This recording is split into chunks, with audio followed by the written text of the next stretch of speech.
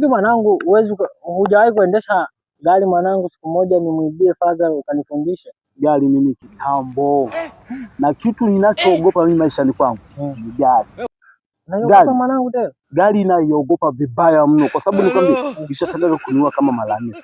Wapi tena kaka? Mwanza. Mbona ukawahi kuniambia? Unaona? Hiyo story sitaki kuambia kwa sababu kwanza sitaki watu waisikie. Unaona? Yaani unaona tu kwa leo kwa sababu mimi sitaki kutoa kazi ya uokozi.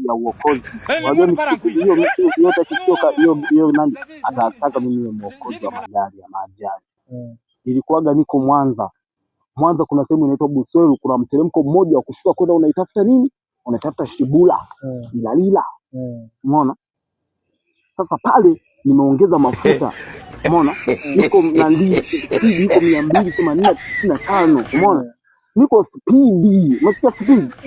Speed kabisa, breki kakatika. Umeona? Mnyororo kuingia ndani ya mafuta beti, unaona?